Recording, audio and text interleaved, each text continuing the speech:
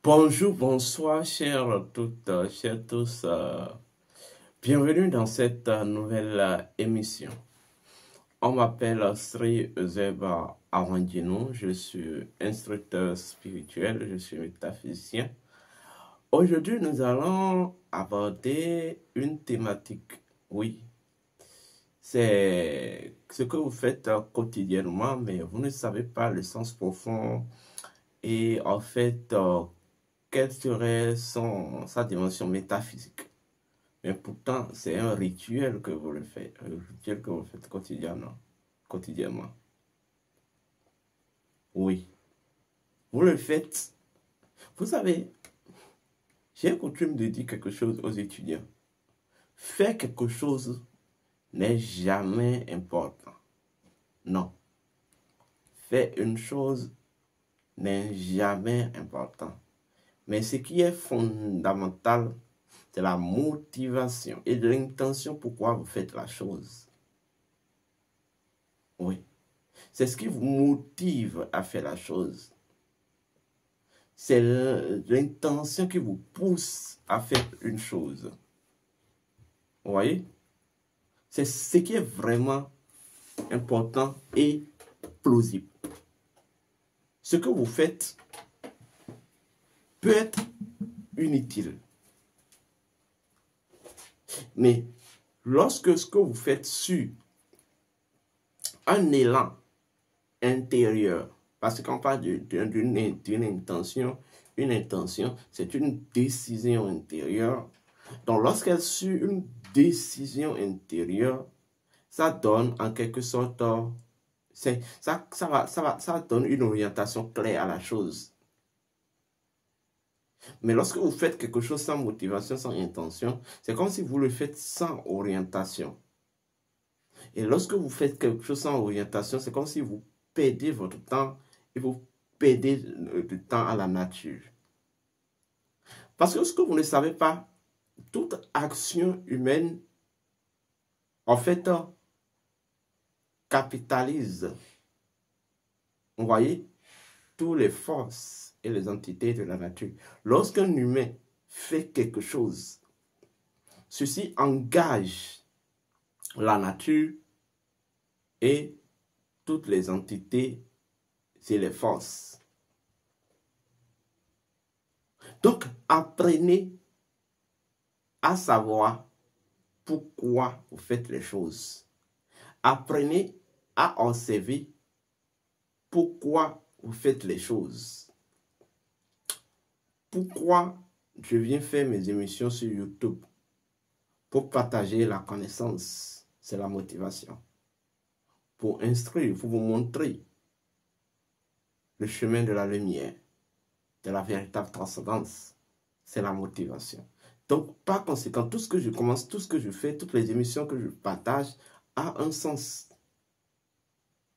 En fait, en magie, la première règle qu'on enseigne à l'apprenti magicien, c'est en fait la technique de l'intention et de la motivation.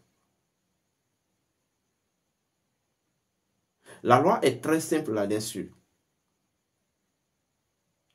L'énergie coule là où l'intention va. Oui. Parce qu'en réalité, l'intention cadre avec le soleil.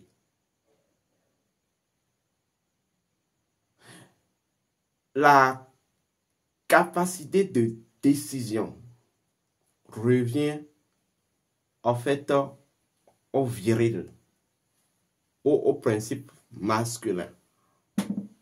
Donc, la capacité de décision relève de l'autorité solaire.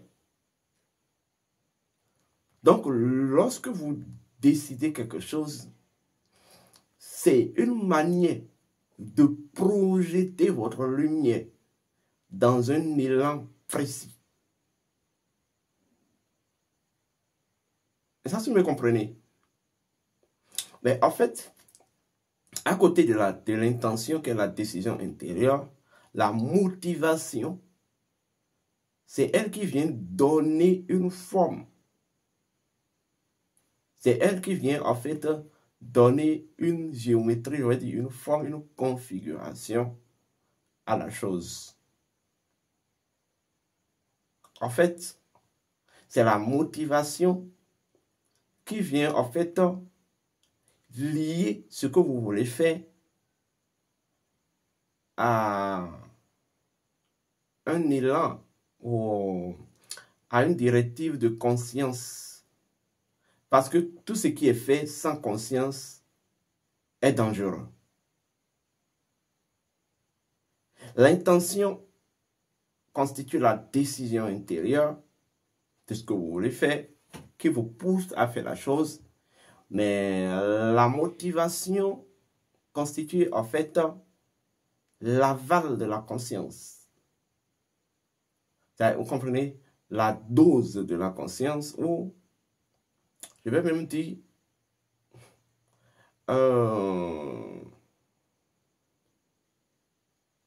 la forme que cette réalité, cette action que vous voulez produire générera ou prendra au cœur de votre conscience ou au sein de la conscience. C'est là qu'on dit, est-ce que tu en es conscient de ce que tu fais? Est-ce que tu en es conscient de ce que tu fais? Être conscient de ce qu'on fait signifie quelle est la motivation qui sous-tend ce que vous faites. Et c'est là qu'on va parler de mauvaise, je vais dire, mauvaise motivation ou bonne motivation. La connotation que la motivation prendra n'est pas... La connotation n'est pas importante, mais quelle est la motivation? Puisque l'intention a permis de prendre une décision intérieure qui a en fait généré, qui a en fait rendu disponible la capitale de volonté nécessaire pour pouvoir vous aider à accomplir la chose. La motivation va venir en fait conscientiser, vous voyez, accorder un élan de conscience ou générer, ou en fait générer une forme à la chose. Je ne sais pas si vous me voyez. Eh bien oui, c'est ça. Donc, vous faites souvent des rituels, vous faites souvent les 1 minute de silence en l'honneur de ceux qui ne sont plus de ce monde, ou en l'honneur de quelque chose, ou en l'honneur d'un événement et tout, mais vous ne comprenez pas pourquoi. Alors aujourd'hui, je décide de vous expliquer quel est le sens profond et initiatique du rituel de 1 minute de silence. Alors, avant de commencer, je tiens à vous rappeler vos devoirs.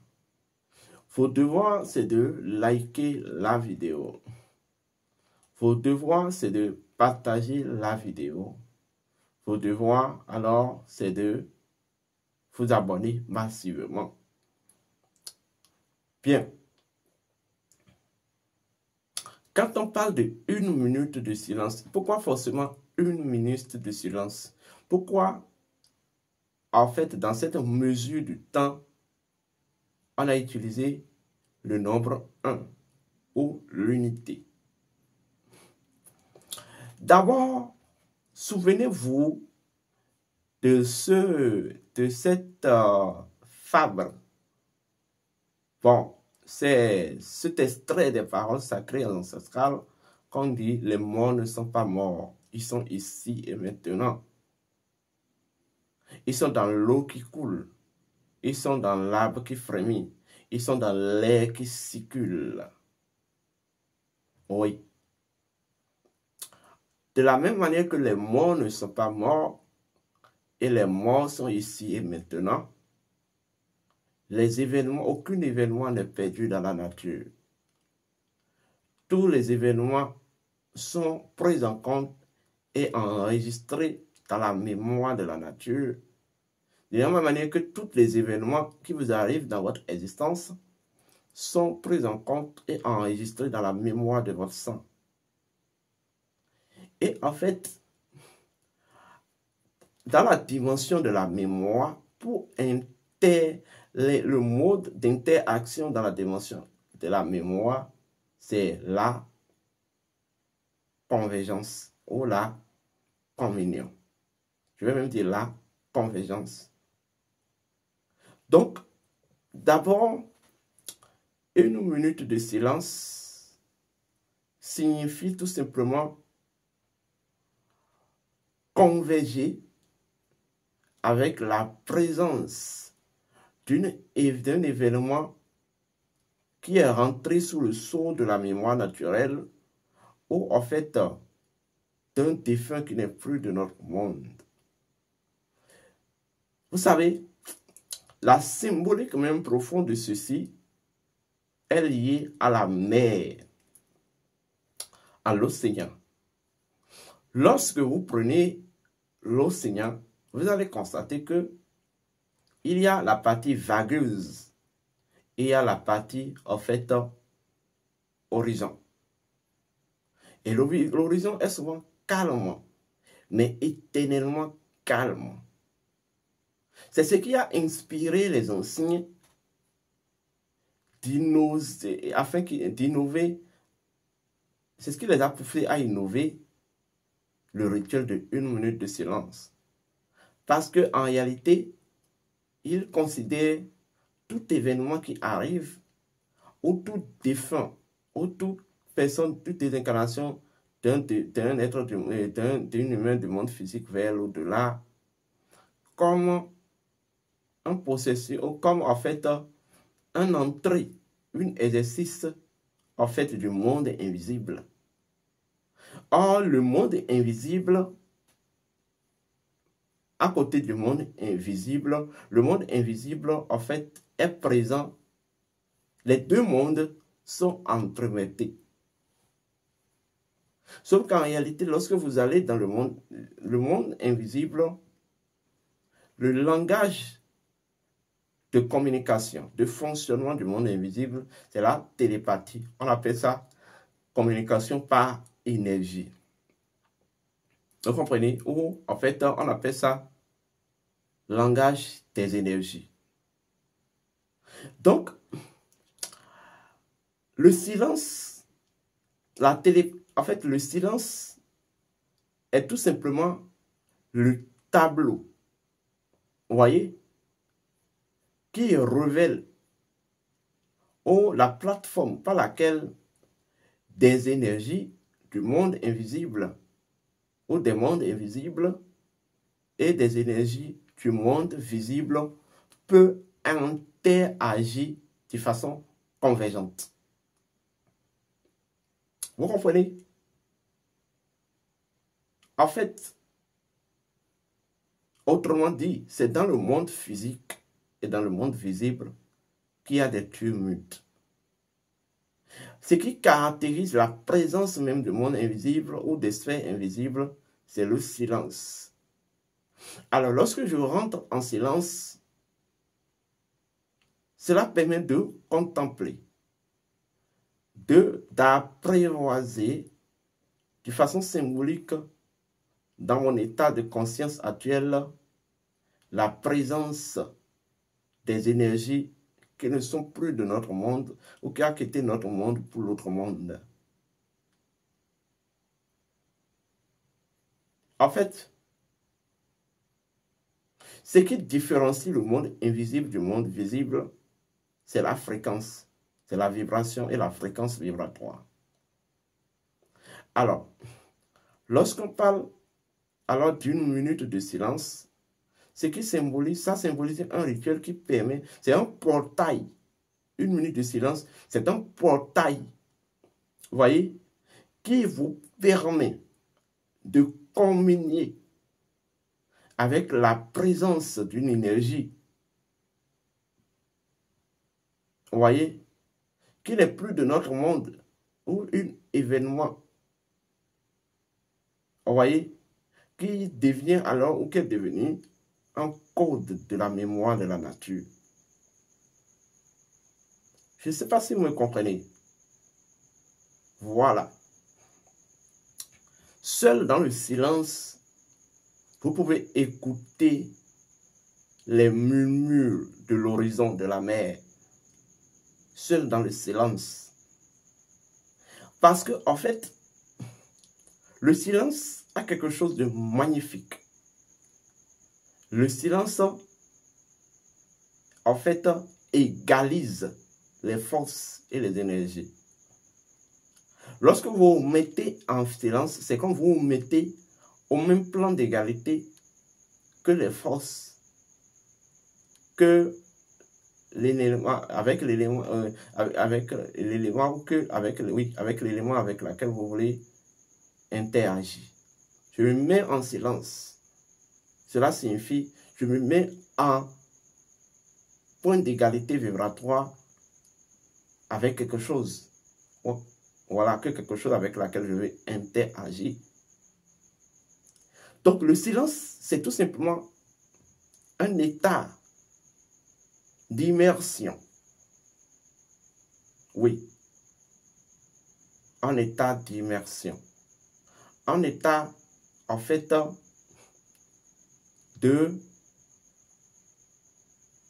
d'incorporation de présence. Incorporation de la conscience d'une présence. Oui. D'une présence qui ne vous est pas habituelle, mais une présence qui est toujours qui vous est habituelle. Puisque vos pensées vous sont habituelles. Et lorsque vous voulez étudier une pensée, qu'est-ce qui se passe? Vous vous mettez en silence. Et vous récupérez la pensée. Donc, c'est de la même manière que une présence ne peut vous être habituelle, exemple un défunt. Un événement qui est arrivé, et bon voilà, c'est parti après. Vous avez envie, en fait, d'équilibrer cet événement tout simplement par votre concentration, tout simplement par votre attention. Parce que ce que vous ne savez pas, une minute dans le monde des dieux, c'est une éternité d'âge. Oui. Lorsque je vais étudier ce que je vais appeler le temps quantique, vous prenez exemple le monde physique et le monde astral. Le monde physique et le monde astral sont à 3 pas. Oui, le monde physique et le monde astral sont en 3 pas. Maintenant, lorsque nous rentrons dans les unités de comptage du temps, une minute du monde physique, ça va faire 3 pas dans le monde astral. Autrement dit, une minute du monde physique, on va convertir ça au temps du monde astral. Vous aurez tout exactement une journée du monde astral. Parce que, en fait, ce qui sépare une journée, ce qui est la frontière entre une journée et une minute, ou la minute, c'est l'heure. Or, l'heure, en fait, une minute du monde physique ou dans le monde physique fait 1 heure dans le monde intermédiaire ou l'intermonde. Donc, ce qui va faire exactement une journée dans le monde astral. Donc, le rituel de 1 minute de silence, c'est tout simplement un processus de voyage dans le monde divin, dans le monde de l'oracle, afin de communiquer avec un événement, entrer dans la mémoire de la nature, ou en fait la présence d'un défunt. 1 minute de silence, c'est un voyage spirituel. Il ne s'agit pas de rester là et de rester non. Sachez que c'est un voyage en réalité. C'est un voyage dans l'espace, dans l'origine du monde physique, puisque le monde astral est l'origine du monde physique. Le monde physique provient du monde astral. Maintenant, lorsque vous prenez l'océan, la mer, c'est une partie du monde astral. Vous voyez? Lorsque vous développez vos capacités et vos talents de voyage hors du corps, il va arriver un moment dont une minute de silence peut vous transporter à aller faire des éternités dans le monde divin. Vous comprenez? Après, je vais venir aborder avec vous ce que c'est que l'âge quantique et les unités de comptabilisation, les unités de comptabilisation du temps quantique. Ce n'est pas exactement la même, ça diffère en fonction des mondes. Donc, le rituel de 1 minute de silence, c'est un rituel qui avait été innové par des prêtres animistes. Oui. Pour, en fait, apprivoiser dans une conscience, dans un état ou dans un plan de conscience précis, la présence d'un défunt. Oui. C'est un portail qui ouvre les perspectives du monde de l'au-delà. C'est en réalité une cérémonie initiatique qui permet de ramener à la surface ou à l'écran de la vie, sur l'écran de la vie, en fait, les fumes qui constituent l'élément qui a servi de preuve, en fait, au voyage d'une âme. Oui. C'est ça en réalité. Donc, lorsque vous êtes en train de faire 1 minute de silence, projetez tout votre être dans ce que vous êtes en train de faire. Parce que, en fait, c'est en quelque sorte une connexion que vous êtes en train d'établir. C'est un portail que vous êtes en train d'ouvrir. Oui, c'est un portail que vous êtes en train d'ouvrir. C'est tout simplement une vivification. Voilà pourquoi, lorsque vous êtes en train de faire 1 minute de silence, ce qui est important, c'est que ce qui se faisait par les anciens, on prend de l'eau, on verse au sol dans les 1 minute de silence, et par la pensée, on dit tout simplement, je vivifie la lumière de cette présence. Je vivifie la lumière de la présence. Je vivifie la lumière de l'omniprésent. Oui, c'est ça en fait. Le vrai mot qui s'utilise, c'est j'osirifie. Oui, j'osirifie la lumière de la présence. J'osirifie la lumière de cette présence. J'osirifie la lumière de l'omniprésent. Parce qu'à partir du moment dont vous êtes présent, vous vous mettez dans l'instance de la présence, ceci est en même temps, ceci incarne toute l'omniprésence de la vie. À travers la présence d'une chose ou d'une énergie, c'est exactement la présence de la vie. C'est l'omniprésence de la vie qui prend corps. Donc, si vous voulez faire 1 minute de silence, le rituel d'1 minute de silence, vous voulez faire 1 minute de silence, faites-la de façon rituelique. Utilisez toujours de l'eau. Après de l'eau, on inspire. Et c'est lorsque vous inspirez profondément, vous bloquez la respiration, que vous versez l'eau au sol. Et en fait, vous décrétez la formule mentalement. Et puis maintenant, à la fin des 1 minute, vous libérez l'eau, vous libérez l'air maintenant. Et à la fin, vous prenez l'eau, vous buvez. Et vous déclarez maintenant, peut-être en murmurant ou à haute voix, tout est uni dans le cœur de la nature. Tout est un. Nous sommes un.